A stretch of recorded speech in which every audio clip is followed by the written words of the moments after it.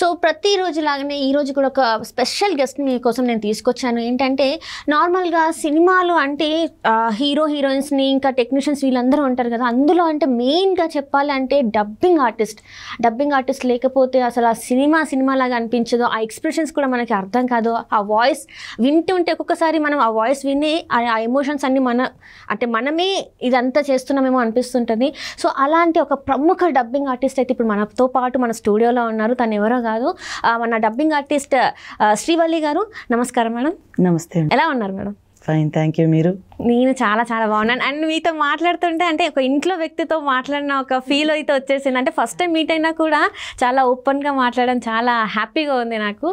And ఇంత identity లేకపోయినా, recognition లేకపోయినా కూడా మీరు ఇంత డెడికేటెడ్గా వర్క్ చేస్తున్నారు. అయినా కూడా మనకి ఏం గుర్తింపు లేదు. ఫ్యామిలీ మీరు చెప్తున్నారు చిన్న పిల్లలైనా కూడా నేను సరే వాళ్ళకి ఇవ్వాల్సిన టైం ఇవ్వలేకపోతున్నానని అంటే వద్దు, ఇదంతా వద్దు, నేను చక్కగా ఒక సిస్టమ్ ముందు కూర్చొని ఒక పని చేసేసుకుంటే అయిపోద్ది కదా, అట్లా ఏమనిపించలేదు. అది నాకు స్క్రిప్ట్స్ బాగా పేజెస్ చదువుతూ ఉంటాను కదా, అప్పుడు అనిపిస్తుంది మాత్రం చదివితే ఏ ఐఏఎస్ ఐఏపీఎస్ బట్ అంటే నేను ఇండస్ట్రీని ఒకటమ్మా హానెస్ట్లీ ఈరోజు ఈ పేరు ఇది వచ్చింది, కొంచెం ఇలా నిలబడగలిగాము అంటే ఇండస్ట్రీ వల్లనే.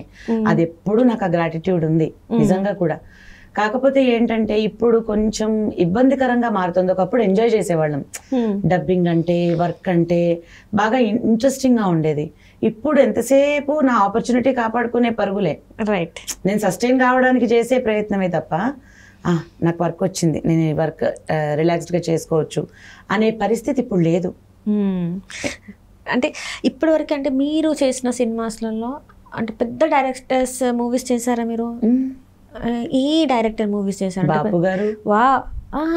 బాపు గారితో వర్క్ చేశాను నేను 2 సినిమాలు, రాధా గోపాలం, శ్రీరామరాజ్యం. ఓకే. అంటే శ్రీరామరాజ్యంలో కౌసల్య, కేఆర్ విజయ గారు చేశారు. ఓకే. ఆవిడకి చెప్పా, ఆవిడంటే అమ్మవారి క్యారెక్టర్స్ చేసేవాళ్ళు, జగన్మాత అలాంటి సినిమా. ఆవిడకి చెప్పాను. అది అసలు వాళ్ళతో వర్క్ చేయడం. రాఘవేంద్రరావు గారితో నేను ఒక యాడ్స్ లో వర్క్ చేశాను, మూవీస్ లో చేయలేదు, యాడ్స్ కి వర్క్ చేశాను. ఎట్లా ఉండండి అంటే ఇప్పుడు చెప్పండి, ఇప్పుడు మీరు వర్క్ చేసిన డైరెక్టర్స్ ఒక్కొక్కరి గురించి చెప్పాలంటే వాళ్ళు మీరు ఏం చెప్తారు? అంటే అక్కడ ఇప్పుడు మీరు బాపు గారితో వర్క్ చేశారా అంటే అది మామూలు విషయం. అంటే మేము సినిమాలే చూసాం. అవును. మాకు శ్రీరామరాజ్యం అప్పుడు కూడా మేము చిన్నపిల్లలు, మాకు అసలు అంత ఐడియా కూడా ఉండదు. ఆయన సినిమాలు చూస్తూ మేము పెరిగిన లెక్క. సో అలాంటి ఒక గ్రేట్ లెజెండ్ తోని మీరు ఆ సినిమాలో ఒక భాగం అయ్యారు అంటే మీకు ఎలా అనిపించింది? నాకు చాలా నేను నా లైఫ్లో నేను మర్చిపోలేనమ్మా. ఈవెన్ అందరూ చూడాలి. నాకు తెలిసి శ్రీరామరాజ్యం స్క్రిప్ట్ ఒక బుక్గా వేయించారు.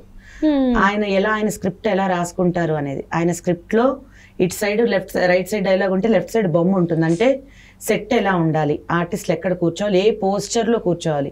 పొజిషన్ కాదు, ఇది పొజిషన్.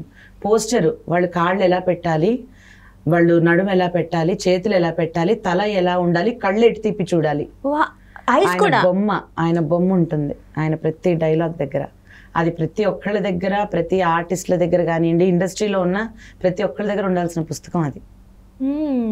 అంటే బాపు గారిది ఏంటంటే ఆయన బొమ్మలు వేసుకొని ఇది సీన్ అని చెప్పేసి రాసుకుని, అది ఆయనకు అలవాటు అంట. ఆయన ప్రతి సినిమా అలాగే చేస్తారట. అది ఎక్స్ప్లెయిన్ చేస్తారంటారా?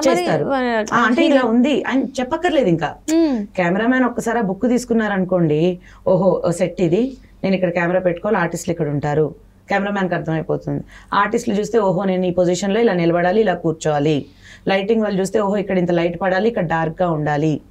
అది బుక్, అదొక డిక్షనరీ టైప్స్ అన్నమాట. మనకి తెలిసిపోతుంది అందులో. ఆ సినిమాలో ఏదైనా డైలాగ్ మీకు ఏమైనా గుర్తుందా? లవ్ కుశలు వస్తారు, వచ్చినప్పుడు అడుగుతారు సీతమ్మ, మేము రాముడిని చూసాము, సీతమ్మని చూడాలి అంటే అప్పుడు ఆవిడ బాగా ఏడుస్తారు, చాలా ఎమోషనల్ అయిపోతారు. సీతమ్మ అప్పటికి అడవులకి వెళ్ళిపోతారు కదా. లేదు, సీతమ్మ రాదు. ఎక్కడికి వెళ్ళిందమ్మా? ఎక్కడో, ఏ అడవిలోనో, వెళ్ళిపోండి. చాలా ఏడుస్తూ చెప్తారు. ఇప్పుడు నేను అట్లా చెప్పలేకపోతున్నా, బట్ అది బాగా ఎమోషనల్గా చెప్తారు. ఆ సీన్ ఒకటి పర్టికులర్గా, అది పెద్ద సీన్ వాళ్ళు వచ్చినప్పుడు ఉన్నది. బట్ త్రూ అవుట్ సినిమా ఆవిడ ఉంటారు. ఆ సినిమా నాకు ఒక పెద్ద ఎక్స్పీరియన్స్ ఆయనతో వర్క్ చేయడం. ఇప్పుడు బాపు గారితో అంటే ఇప్పుడు ఆ సినిమాలో మీరు చెప్పారు తను ఏడ్చుకుంటూ, మీరు సినిమాలో డైలాగ్స్ చెప్పేటప్పుడు ఒకవేళ ఎమోషనల్గా ఉందనుకోండి, మీరు ఏడ్చేస్తారా? ఏడ్చేస్తే చెప్తారా లేకపోతే జస్ట్ ఆ వాయిస్లో అది తీసుకొస్తారా? లేదు, అది ఎప్పటికీ మీకు ఒరిజినల్ ఎక్స్ప్రెషన్ రాదు. ఇఫ్ ఇక్కడ నుంచి వస్తే ఒరిజినల్ ఎక్స్ప్రెషన్ రాదు, ఇక్కడ ఫీల్ అవ్వాలి మనం. అది ఫీల్ అవుతేనే. చాలామందికి ఏం అభిప్రాయం అంటే మైక్ ముందు కూర్చొని ఒక 4 డైలాగులు చెప్పి ఏడ్చేసినప్పుడు ఏడ్చేయడము, అరిచినప్పుడు అరిచేయడం, అది కాదు డబ్బింగ్. పరకాయ ప్రవేశం ఇన్ వన్ వే. నేను మీ బాడీలోకి ప్రవేశించి నా వాయిస్ త్రూ మీ ఎక్స్ప్రెషన్ నేను జనాలకి చెప్తున్నాను. It is not an easy thing. నేను ఇప్పుడు ఏ సీన్ అయితే డైలాగ్ చెప్పానో ఆ సీన్, అమ్మ ఒకసారి సీన్ అంతా చూడు అన్నారు బాపు గారు. చూస్తున్నా ఎంత ఎమోషనల్ అయిపోయానంటే నాకు అలా అనుకుంటున్నాను కూడా ఏడ్చేస్తున్నాను. నేను చూస్తూ ఏడ్చేస్తున్నాను. హాఫ్ అన్ అవర్ అవుతుంది, ఏడుపాగట్లేదు. ఆయన అన్నారు, అమ్మ ఈ పూటకు ఆపేద్దాం మనము, డబ్బింగ్ రేపు చెప్పుకుందాం. వద్దు గురుగారు, ఇప్పుడు చెప్పేయాల్సిందే. మళ్ళీ నేను దీని నుంచి బయటకు వచ్చి నేను మళ్ళీ ఇంత ఎమోషనల్గా నేను చెప్పలేను. నేను నిజంగా ఏడుస్తూ చెప్పిన డైలాగు, ఆ డైలాగ్ నిజంగా ఏడ్చాను నేను ఆ డైలాగు. సో ఏంటి అంటే చాలా పర్టికులర్గా కొన్ని ఎక్స్ప్రెషన్స్ కానివ్వండి, అది మనం అన్లెస్ అంటిల్ ఫీల్ అయితే తప్ప మనము చెప్పలేము అలాంటివన్నీ కూడా. సో మనం ఇంటర్నల్గా మనం ఫీల్ కావాలి, నేనే ఆ క్యారెక్టర్, నేను ఇప్పుడు కౌసల్య అని నేను నమ్మాలి. నమ్మితేనే ఆ అవుట్పుట్ వస్తుంది. రైట్. అట్లనే ఇప్పుడు మీరు ఇంత చెప్తున్నారు అవుతుంది కదా, లైక్ మీరు థియేటర్లో మీ డైలాగ్ మీరు చూసినప్పుడు, మీ వాయిస్ మీరు విన్నప్పుడు, అంటే థియేటర్లో అసలు ఆ ఎమోషనల్ డైలాగే కావచ్చు, అది మీరు లవ్ ఎక్స్ప్రెస్ చేసే డైలాగే కావచ్చు, అది చూసినప్పుడు మీకు ఎలా అనిపిస్తుంది? అసలు చాలా బాగా అనిపిస్తుంది. చాలా నాకు పర్టికులర్గా ఖుషి సినిమా చూసిన చాలా కాలం తర్వాత నేను థియేటర్కి నా వాయిస్ కోసం వెళ్ళిన సినిమా ఖుషి, రఘువరన్ బీటెక్ తర్వాత. ఆ ఖుషి సినిమాలో చూసిన తర్వాత నాకు చాలా ఆనందం అనమాట. అంతా క్రెడిట్స్లో కూడా ఉండింది పేరు. I felt so very happy.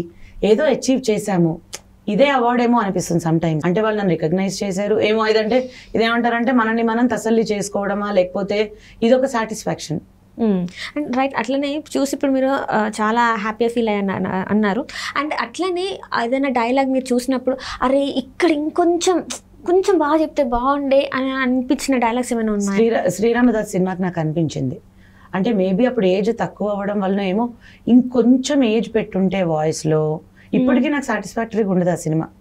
చూస్తాను కానీ ఇంకొంచెం బాగా చెప్పి ఉండాల్సింది అని. అట్లాగే ఆడవాళ్ళు మీకు జోహార్లు అని చెప్పి ఒకటి వచ్చింది రీసెంట్గా, శర్వానంద్, అందులో ఖుష్బుక్ చెప్పాను.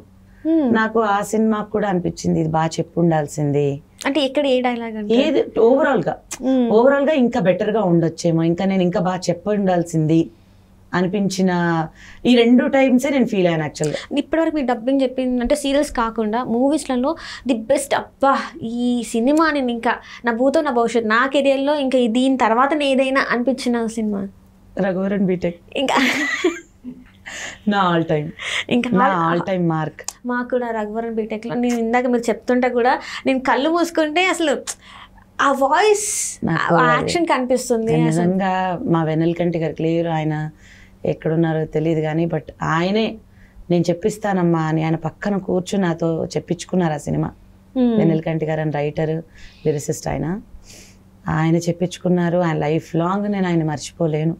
అంత మంచి. అప్పుడు వాళ్ళ పిల్లలు శశాంక్, రాకేంద్ర మౌళి అని వాళ్ళు కూడా మంచి సినిమా వస్తే మీరే